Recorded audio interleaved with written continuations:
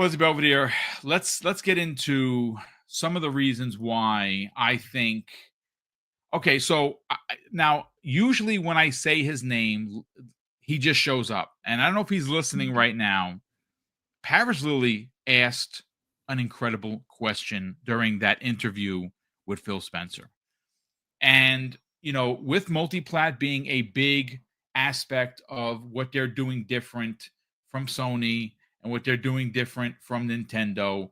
Yes, a lot of us OGs, we don't like it, right? We kind of want our games to live where they've lived for decades, but that's not the business. And like I've said before, I'm actually done caring. Um, if a game is gonna come out on PlayStation, it's gonna skip Game Pass for some reason or another. Torches and pitchforks, let's go. But if you're telling me that a game that's going to come out to my service for my $20 a month and PlayStation's going to get it and Nintendo's going to get it, honestly, folks, I got no control. I have no power to say no. It's not how I would run Xbox, but I'm also not running Xbox. So as a consumer, I look at it from a consumer point of view first, and I'm getting the same game that PlayStation is. The only difference with PlayStation is they're paying $76.43. But he asked a specific question, Fuzzy Belvedere, and I think we have the answer. Now, originally, half of this list came the way of Snap Blast Play, who is a phenomenal member of the Twitter community, consistently putting out great pieces about Xbox and why you should be a fan. Well, he put this list together, and it was a list, but it wasn't complete. That's where I came in on the back end. I said, you know what? I do want to go and check and add some additional things here to why I think you need to be an Xbox gamer. Now, whether that is on PC or on console, that's for you to decide, not certainly for me.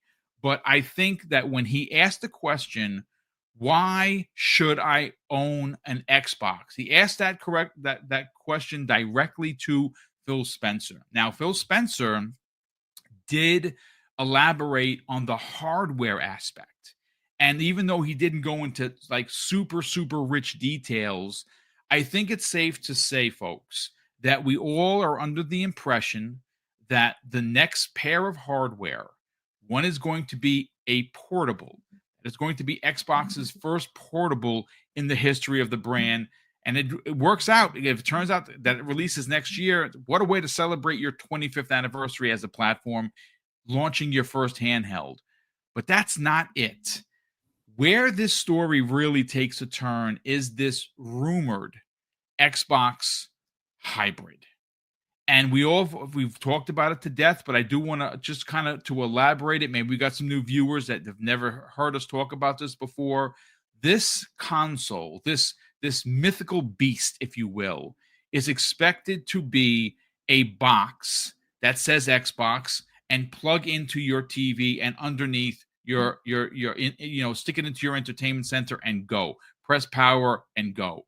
But it's not going to be what we've been using for years. It is going to be a hybrid. It's going to be part console, part PC. And the part PC part is going to allow for you, if you are someone on Steam, to play your Steam library, to play your Epic Games library. It is going to be an open sourced box that looks and plays like a standard Xbox that's in your entertainment today.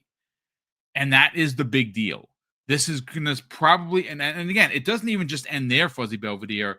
That is the one that is going to release from Microsoft. That's going to be developed by Xbox. But that's not the only place you're going to be able to buy an Xbox moving forward, because that open source is going to be moved over to other platforms like Lenovo, like ROG, like Alienware, and Samsung, and the list goes on, where they will be able to not only make their own Xbox, but maybe they make ridiculously powerful and very expensive Xboxes. So maybe the $700 box from Microsoft is great. It has some bells and whistles. It's supposed to be the most powerful console ever released, according to Sarah Bond.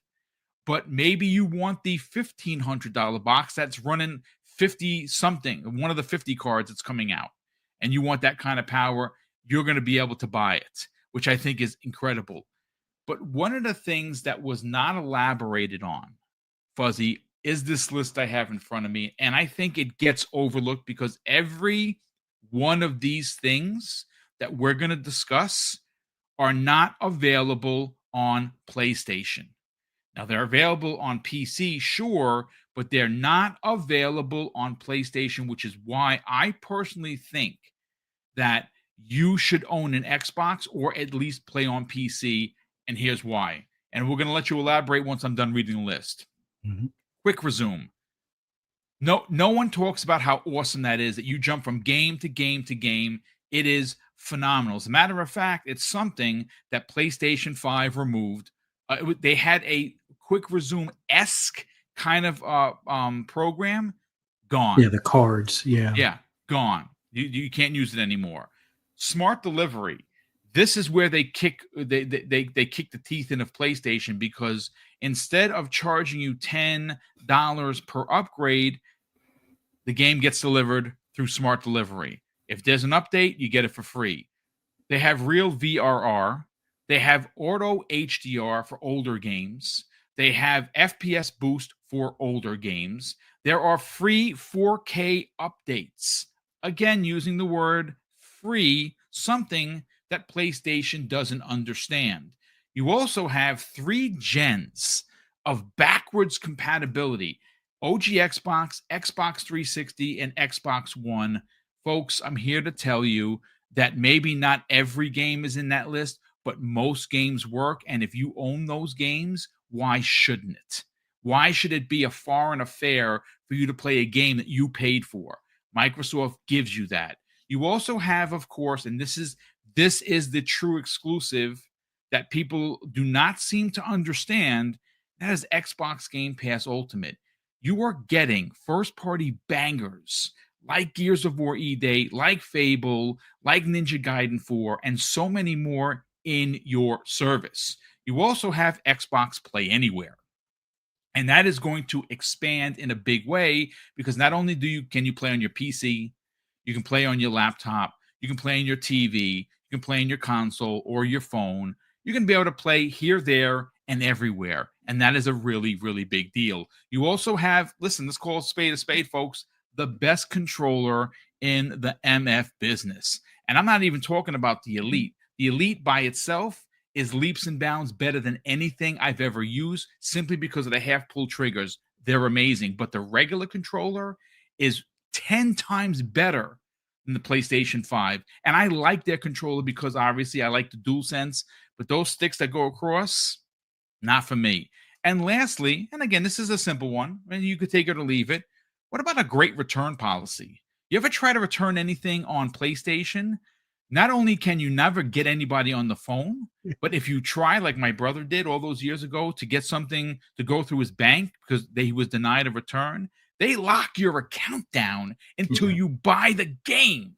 That's not the same. Again, Xbox, not the same. So again, it may not be a big deal. It may not be as big as something like, auto HDR or smart delivery, but a solid return policy, it's a big deal. Fuzzy, let's get into what Phil Spencer said in response to, of course, Paris Lily's question, why should I own an Xbox? Let's get your thoughts. Well, and I kind of touched on this on PXE last night, where my focus is not just the features that we have currently, but potentially the other features that could be coming down the pipeline. Like Quick Resume is that underrated feature that people like to downplay until they fully experience it. Now, if you're a multiplayer only person, maybe it isn't as big of a deal, because multiplayer, you can't really save your instance. It's not like you're going to be in the middle of a battle royale and freeze and then come back and be in that battle royale at a later time. No, it's mainly geared towards the single player games, where in many occasions, if you're somebody that has a lot of friends that want to join a party and it's like, hey, let's hop on to Call of Duty, or let's hop into the Division or Apex Legends, or whatever the case may be, but you were having a good old time playing Indiana Jones, well, that's where Quick Resume comes in great. That's where Quick Resume is at its best, because now you can take your instance without having to worry about save or anything like that, and come right back to where you left off.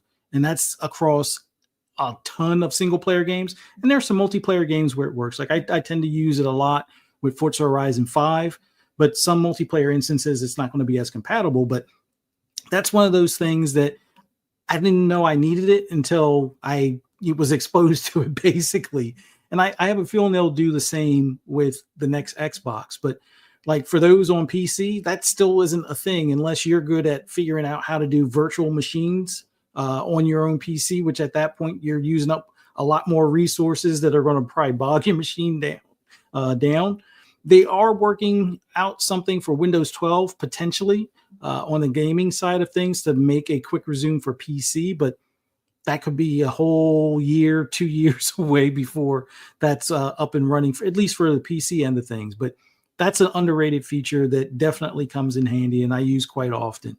The smart delivery was something I even mentioned earlier, where that's the great thing, where if Xbox is going to do a remake, it's usually over 5 years old, usually closer to 10 or more years old.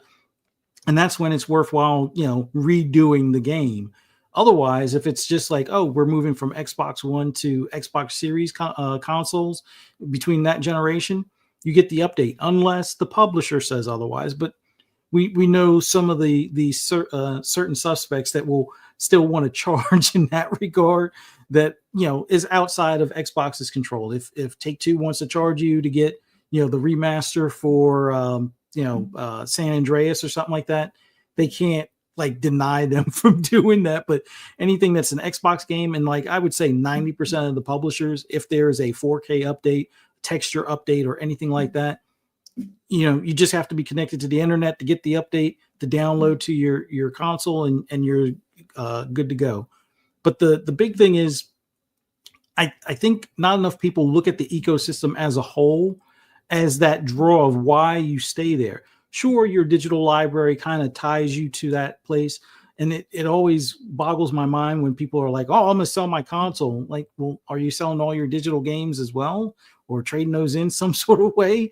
I mean, you're just going to abandon that library to start a whole new library elsewhere? Well, okay, I guess. But like the library that you have currently, knowing that it will probably be able to move forward the next several generations of hardware, without having to worry about rebuying stuff. It mainly for digital. Physical, they still got to figure out something on how, like, beyond like having a disk drive connected to the device. They'll eventually have to figure out something in that regard. But knowing you can take your library with you as far as whatever Xbox is next, and the one after that, and the one after that. The other thing that people don't, I guess, appreciate just yet, especially if you're just on console, is the Play Anywhere. Like for me, Play Anywhere is big. Yep. Like I love playing Starfield on my Series X. Looks great. I played it on my PC, which I mainly was going to use my PC for modded games like Grand Theft Auto 5 and whatnot, where it's like, all right, I can have that Real Vision mod on it, and the ray tracing and blah blah blah. That's great, but playing Starfield on the PC, it's that much better, and there are more mods than what's just available in the mod store. Same thing comes to mind when it comes to Cyberpunk. Although Cyberpunk, it's not exactly Play Anywhere, but it is part of one of those owned games that you can stream. So if you bought it on console, you have the additional DLC and everything, and you have Game Pass, but you're not near your console, you're on your laptop, or you're at a friend's house that just happens to have like a Samsung or an LG TV with the Xbox app, you can log in and play your game because you own it.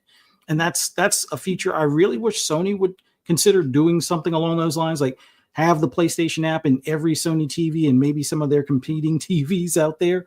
So that way you can take those games on the go, because I'm not carrying that big behind PS5 anywhere outside the house. That thing is like a mini air purifier type of deal. But, all things considered, the platform itself allows you so many options to be able to either stream your games to like a handheld device, or in some cases, if you've modified your Steam Deck, you can directly load it to that Steam Deck.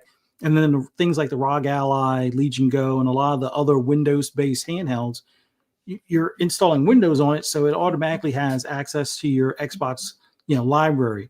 And with Play Anywhere titles, they're right there for the download. So that way you'll be able to play them as long as you already own them, or any of the stuff that's in Game Pass that you can download to that device as well. So there's so much within the ecosystem that are benefits.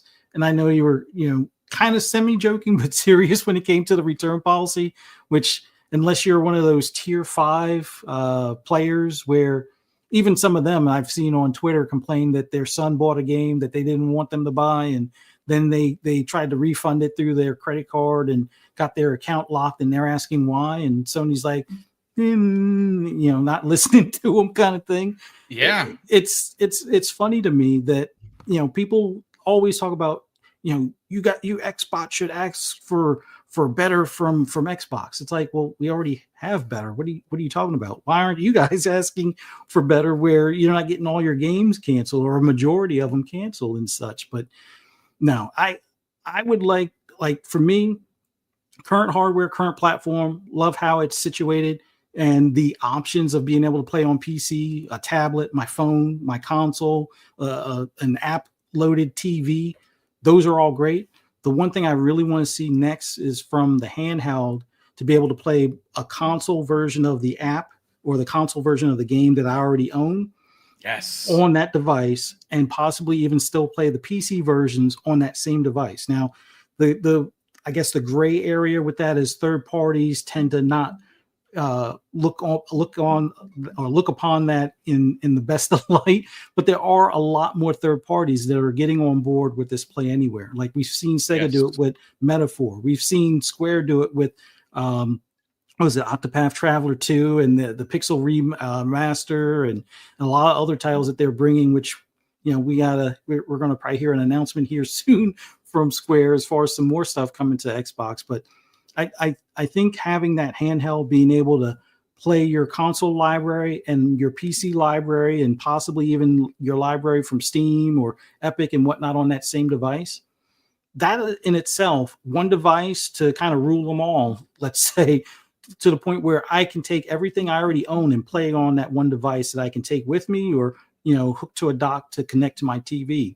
I think that will be the killer app on top of Game Pass, which we can't ignore the value of Game Pass. We can't ignore what it delivers as far as the plethora of games, not just from first party, but from third party. Like, we didn't really touch on things like Replaced or Silk Song or like you said, Towerborn that much earlier, but there's so much more.